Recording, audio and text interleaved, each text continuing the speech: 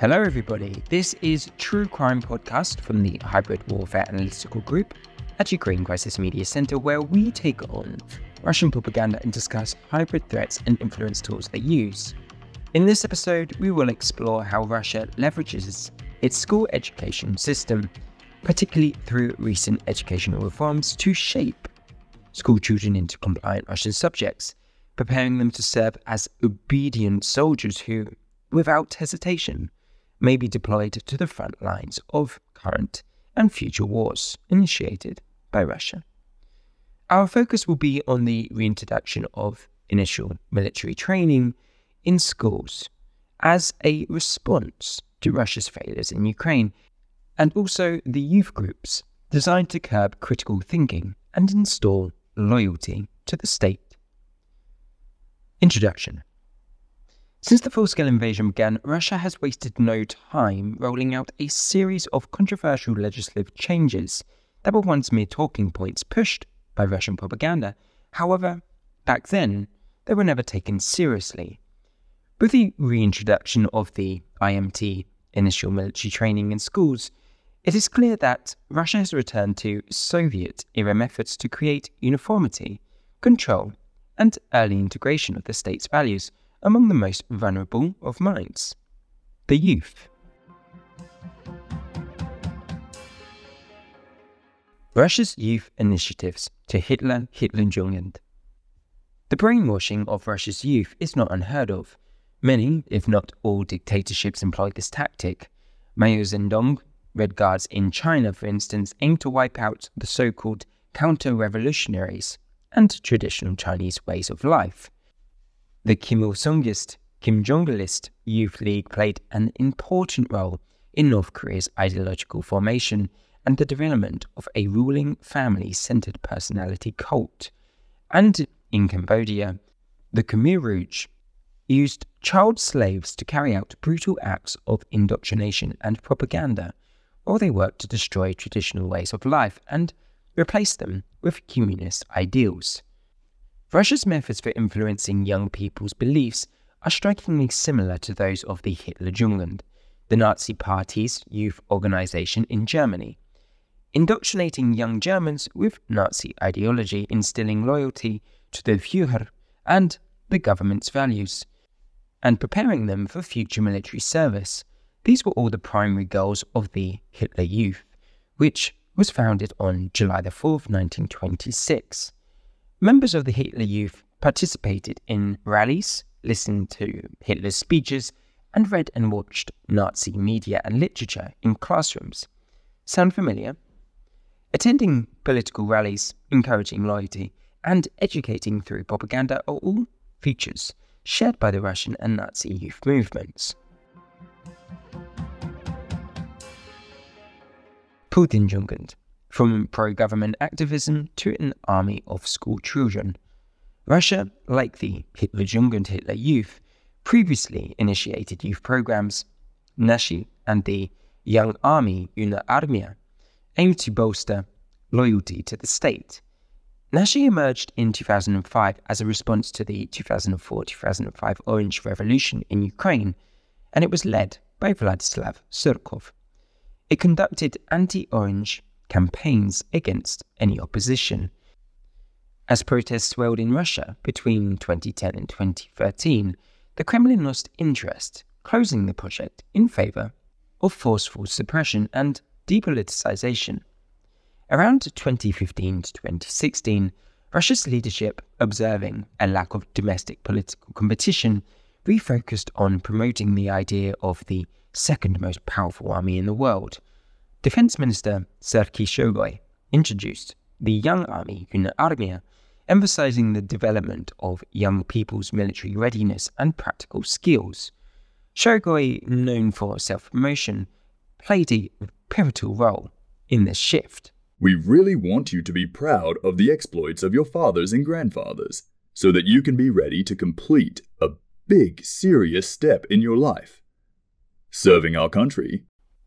One of the ministers for Kate's project, Shoigu said at the Youth Army's Una Armia First Congress in 2016, one of the organization goals, according to its official website, is to Develop the readiness and practical ability of young people to serve in the military.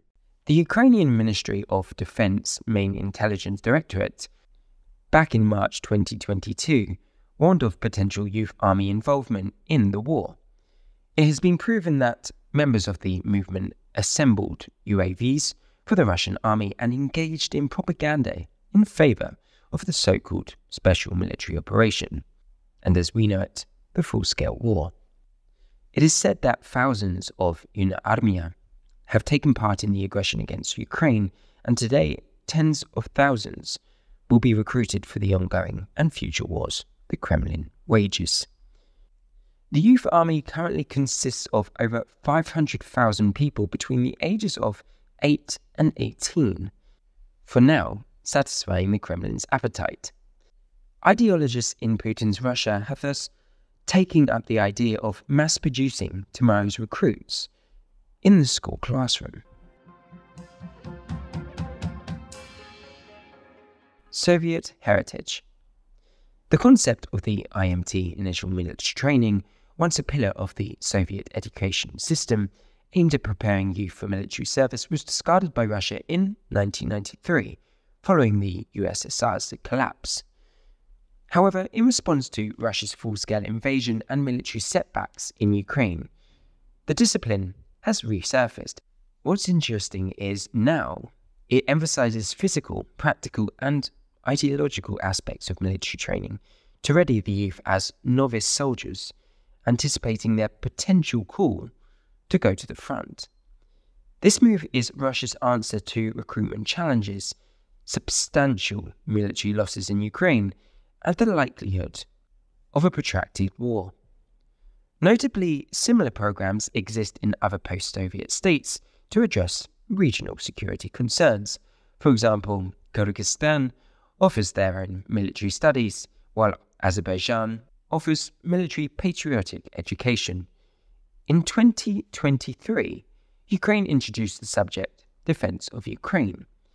However, the fundamental distinctions between the Russians' military subject and Ukraine's are rooted in both intent and participation. This subject was rewritten for the Ukrainian curriculum after Russia invaded Donbass and Crimea in 2014. The project is a means of defense and aims to strengthen national identity, resilience, and unity to counter Russian propaganda.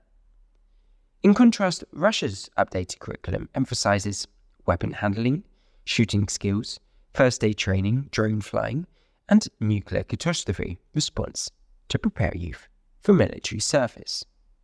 Moreover, Arman Martonian, puppet deputy of the State Council of occupied Crimea, underscored the urgency of the reintroduction of these military disciplines, telling how our kids now being sent to fight are practically unprepared. But in the Soviet era, there was military training, and the soldiers knew how to shoot. This statement, along with the contents of the course, confirms its real intent to mitigate the loss on the front lines, therefore creating an army which will have extremely basic skills of an infantry soldier, barely ready to go to war. The revival of military training. In 2008, Russia initiated a reform process to address the deficiencies exposed during the Russo-Georgian War. This modernization effort aimed to shift from a conscript-based force to a more professional one, while also upgrading outdated equipment. Consequently, the calls for reintroduction of the initial military training in schools diminished. Yet, after being confronted with the stark reality of its failed approach during its war in Ukraine, Russian leaders, stung by the shortcomings of their armed forces, reverted to a familiar but outmoded method of youth military education, reminiscent of the Soviet era. State Duma deputy and Russian propagandist Andrei Gulyev suggests modernizing the IMT's practical component, teaching children how to operate drones, and this was approved. The government aims to train 40,000 students by 2025 and 180,000 by 2030. Anna Timoveva, Deputy Director of the Department of State Policy and Management in the Ministry of Education and Science, told of the initial steps which strengthened the state's control over the curriculum and its reform. This included the formation of a so-called working group composed of representatives from the Ministries of Defense and Emergency Situations. Sergei Kravtsov, Russian Minister of Education, confirmed that the so-called Special Military Operations soldiers would also play a significant role in this process, telling how their participation can provide unique insights into what's really going on. Direct involvement of military personnel and government bodies are now, therefore, systematically used to manipulate the youth's worldview to align with the state's agenda as part of the IMT subject, returning to schools.